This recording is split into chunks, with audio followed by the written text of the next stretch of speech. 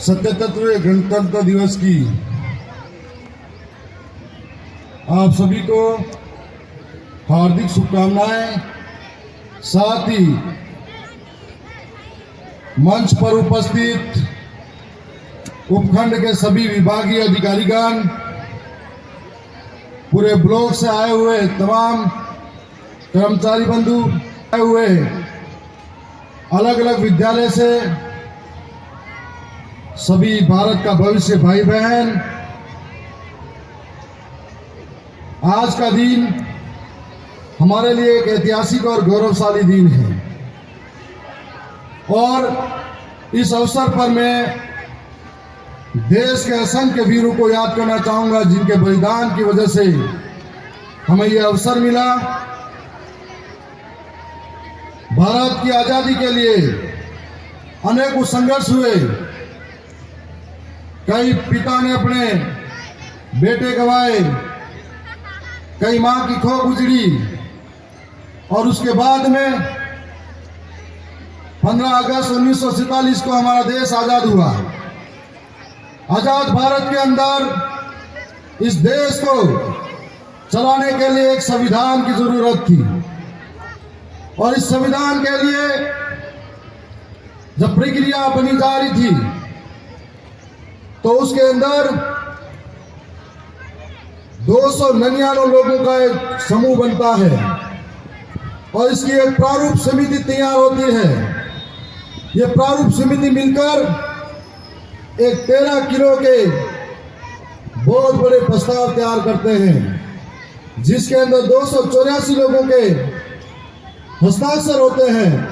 जिस प्रारूप समिति की कमेटी के अध्यक्ष बाबा साहब भीमराव अंबेडकर जी होते हैं, और एक ऐसा संविधान तैयार होता है जहां पर चाहे वो हिंदू हो, मुसलमान हो, सिख हो, ईसाई हो, सभी को एक जैसा अधिकार मिलता है। जहां पर शोषित हो, पीड़ित हो, दलित हो, आदिवासी हो, उसको जीने का अधिकार मिलता है।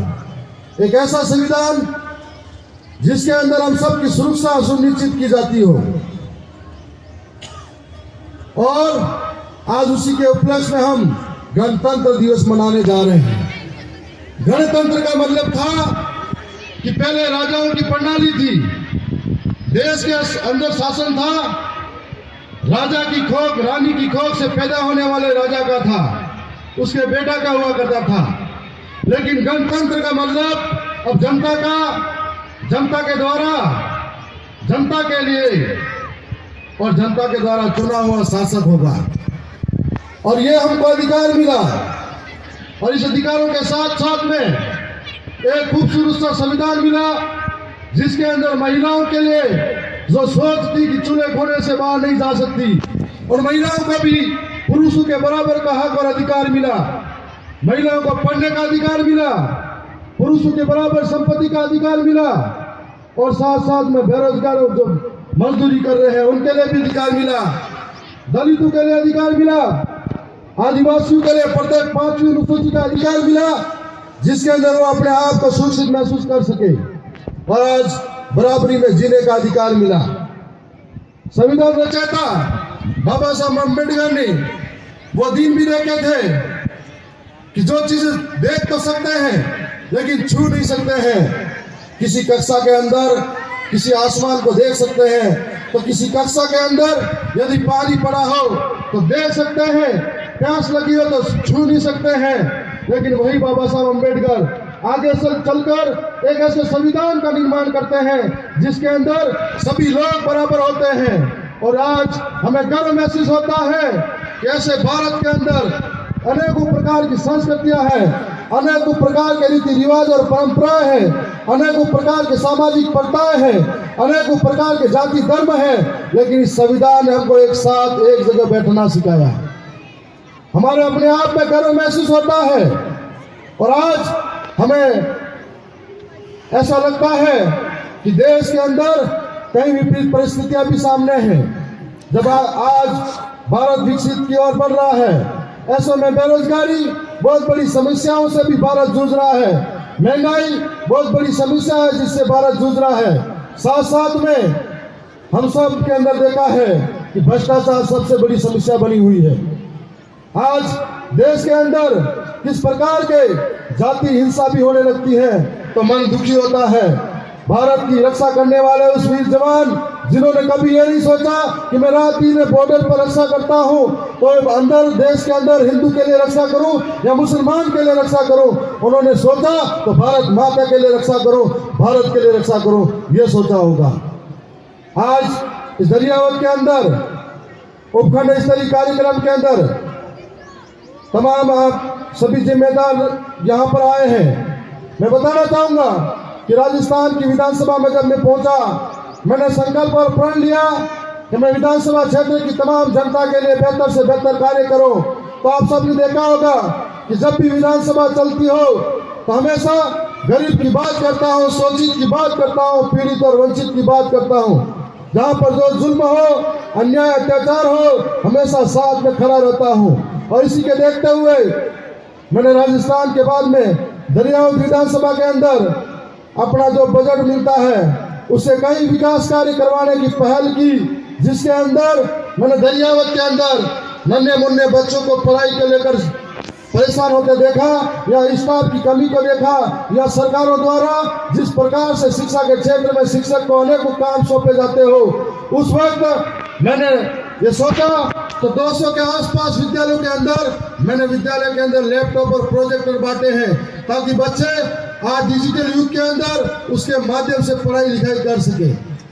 मैंने विधायक मत के द्वारा जब झालावाड़ की घटना हुई थी, हमारा दिल दहला उठा था। मैं भी वहां गया था देखने के लिए, तो एक प्रण लिया था कि मेरे उपखंड के अंदर या मेरी विधानसभा के अंदर बेहतर कार्य करो।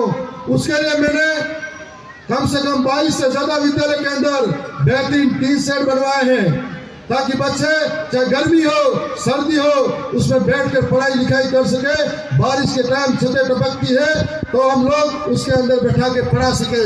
मैंने विधानसभा के अंदर कम से कम कई विद्यालय के अंदर लैपटॉप प्रोजेक्टर के साथ साथ में भवन भी दिए हैं।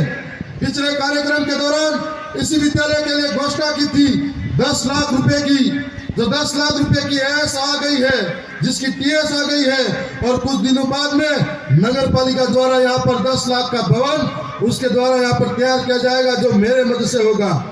साथ साथ में चिकित्सा के विभाग स्वास्थ्य का भी ध्यान में रखते हुए कई हॉस्पिटलों के अंदर मशीनें दी है ताकि यहाँ के जितने भी विधानसभा क्षेत्रवासी हैं उनके लिए आराम मिल सके। और मेरा प्रयास रहेगा कि विभागों के अंदर भी कर्मचारियों की कमी हो या किसी प्रकार की समस्या से समाधान की बात हो, हमेशा आपके बीच में करता रहूंगा। आज यहाँ पर सम्मानित होने वाले उन समस्त सम्मानित होने वाले साथियों का बहुत बहुत आभार कहूँगा कि आपके उत्कृष्ट कार्य की वजह से आज यहाँ पर सम्मानित हुए हैं। उम्मीद करता हूँ कि सारे विभागों से इस तरीके से सम्मानित होने वाले ईमानदारी के कार्य सभी करें। और ये भी कहना चाहूँगा कि जिस प्रकार से गणतंत्र दिवस पर हम सबको अधिकार मिले हैं अपनी सुरक्षा के लिए, तो एक बड़ी जिम्मेदारी भी मिली है कि देश के अंदर बेहतरीन नागरिक कैसे बने, बेहतरीन नागरिक बनकर कैसे हम अपने आप को इस देश के लिए अनमोल कर पाए। उसके लिए हमें अपने कर्तव्यों का भी निर्वहन साथ साथ में करना होगा। आज अलग अलग परिस्थितियां बनी हुई है। जब मैं विधायक बना मैंने कभी नहीं सोचा कि मैं किस पार्टी से आता हूँ। मैं दरियावत विधानसभा का विधायक हूँ। मेरे पास किसी भी जाति का हो, किसी भी समुदाय का हो, किसी भी क्षेत्र का हो, जब भी कोई आया उन्हें निराश नहीं किया, खाली हाथ नहीं भेजा और उनके लिए हमेशा साथ खड़ा रहा। आज ये सोच इस क्षेत्रवासियों के अंदर सब में पनपनी चाहिए। जब विधायक क्या सबका होता है, उसी प्रकार से गणतंत्र दिवस के कार्यक्रम में सबकी सहभागिता होनी चाहिए, जिसके अंदर आज ये जो देखने को मिलता है तो एकजुटता और साथ और प्रेम सबका बना रहना चाहिए। पुनः गणतंत्र दिवस की बहुत बहुत शुभकामनाएं कहूँगा। और आज मेरा अगला एक कार्यक्रम और है, इसलिए मैं पहले ही बोल रहा हूँ, लेकिन आप सबको पुनः शुभकामनाएं देना चाहता हूँ। जब भी गणतंत्र दिवस के माध्यम से आपको कहना चाहूँगा कि संविधान को बचाने की बात हो या नियम और कानून की बात हो तो सबसे आगे हम आपको मिलेंगे। आप सबको पुनः बहुत बहुत धन्यवाद। और साथ में कहूँगा कि आज के दिन हमारे आदिवासी महानायक टंट्या मामा भील, जिनको अंग्रेजी अखबार ने रॉबिन हुड का नाम दिया था, उनकी भी जयंती है, उनको भी मैं याद करना चाहूंगा। धन्यवाद।